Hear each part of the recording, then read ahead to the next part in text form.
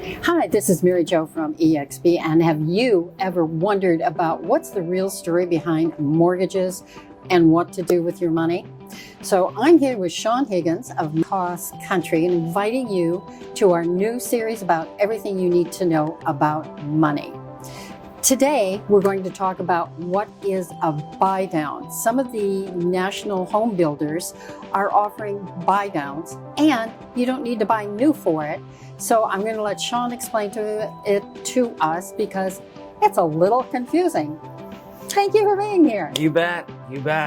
Love to fill you in on the 2-1-3-1 buy down. There's obviously a lot of different ways it's going to work, guys. But the biggest thing that people need to understand, like Mary Jo was talking about, is that the builders are paying for this buy down. And what this buy down is a temporary lower interest rate for a phase of time, depending on how much the seller will contribute. So the easiest way I can explain it to you is if market rates right now obviously are, let's just say 7%, the seller can pay for the difference between a 6% for a year or a 5% for a year. So basically they'll cover the cost of the difference between a 5-6% for those first 1 or 2 years.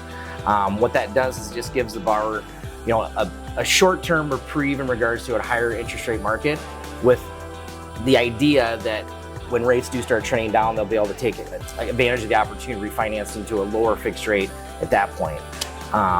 Well, there's several of the builders that are offering like a two-year buy down. I know MI builders spent $20 million last year in buying down for buyers. Creative Homes is doing that as well. So it's working. It's helping buyers, and it's helping confidence that they can get back into the market. Because last year everybody got priced out. Right, yeah, and the biggest thing again too that's different. I mean, if you look at it, it's seller paid closing costs, right? The builders are contributing towards the cost of the financing for the borrowers, and they're helping them lower their interest rate artificially, really, for a short period of time. So hopefully they can feel a little bit more comfortable in regards to a higher purchase price and a higher payment initially. Right, and rates are coming down, and this is really created by the Fed. They wanted to slow down the economy, so it came to a screeching halt. Eventually they'll get wise and they'll loosen up. So that's what we're counting on. We're counting on the future.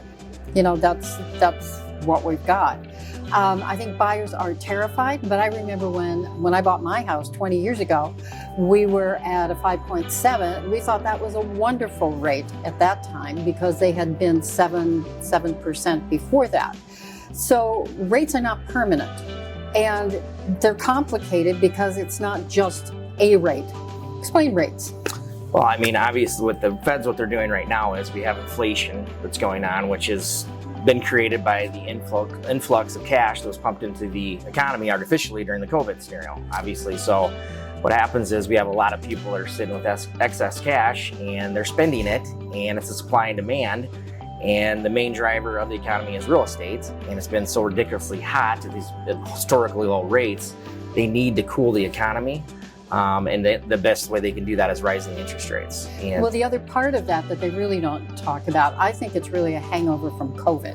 Oh, 100%. Because not just that people hoarded money, but because of supply. If you tried to buy a refrigerator, even a printer in the past year or so, you're going to have to wait months for either of those because factories were closed. So they were scarce. So what happens when they're scarce? The price goes up. If 3 people want the same car, it's a bidding war, and that's exactly what happened in real estate. So what's happening now is we have low inventory as usual, but there are less buyers because everybody's afraid. So how are we going to get around that? How we get around it, obviously, is a 2-1 buy down type scenario. We also have sellers doing permanent buy downs on interest rates. So the difference between the 2-1 buy down and permanent financing buy down is that instead of just paying for a short-term 1-year lower interest rate or 2-year lower interest rate, you can buy it down permanently. Now the cost of that is going to be higher. I do believe that the 2-1 buy down is a better option for a lot of people, and the reason is that on a permanent buy down, if the seller's contributing, for easy numbers, $10,000 to buy that rate down, okay? And then the interest rates do lower and the customer refinances, okay?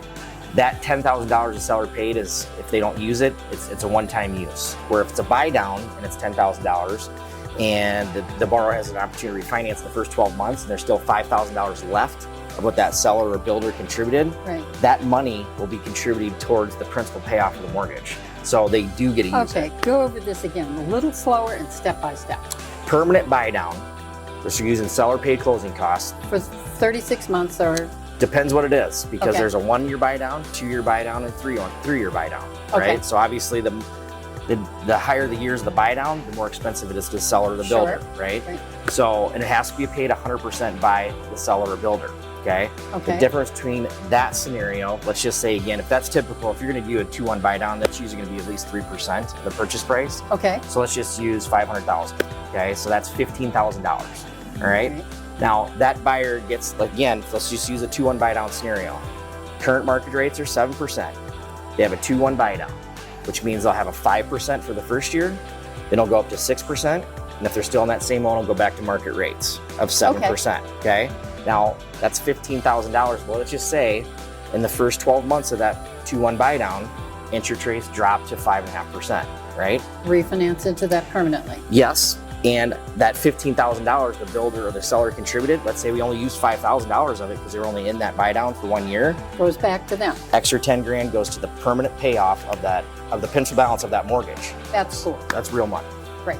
Yep. So that's it for right now. And stay tuned. We'll have a lot more. Thanks for watching.